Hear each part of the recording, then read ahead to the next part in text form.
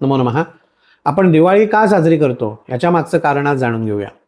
बळी नावाचा राजा या पृथ्वीवरती राज्य करीत असे आणि त्याच्या असं म्हणतात की त्याच्या राज्यामध्ये इतकी समृद्धता होती की आज आपण जसं दिवाळीच्या या 3 दिवसांमध्ये आपण जसं घरामध्ये वातावरण असतं, एक प्रसन्न वातावरण असतं, आपण दिव्यांची रोषणाई करतो, नवीन कपडे खरेदी करतो, घरामध्ये गोडधोड खायला करतो आणि सगळ्यांकडे मैत्रीपूर्ण आपला संबंध असतो.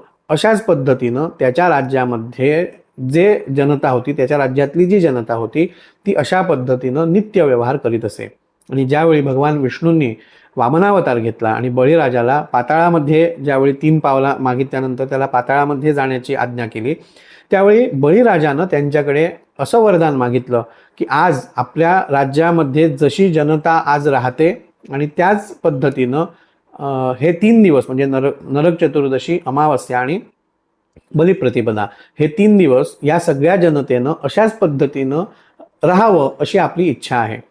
त्यामुळे भगवान विष्णूंनी त्याला ते वरदान दिलं आणि त्या दिवसापासून हे 3 दिवस आपण सुखानं, आनंदानं, समृद्धीनं आपण त्या बळीराजाची आठवण म्हणून आपण राहतो. तर अशा पद्धतीनं दीपावली या शब्दाचाही अर्थ असा आहे की दीप आणि आवली, दिव्यांची रांग, दिव्यांच्या रांगा ज्यावेळी लावल्या जातात त्याला दीपावली असं म्हटलं जातं. त्यामुळे नरक चतुर्दशी, अमावास्या आणि बलिप्रतिपदा हे 3 दिवस आपण त्या बळीराजाच्या राज्यात जसं राज्य होतं त्या पद्धतीचं राज्य असावं असा आपला एक परमेश्वराकडे एक इच्छा प्रकट करावी आणि ही दिवाळी साजरी करावी.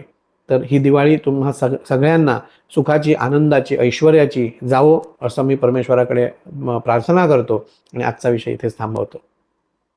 धन्यवाद.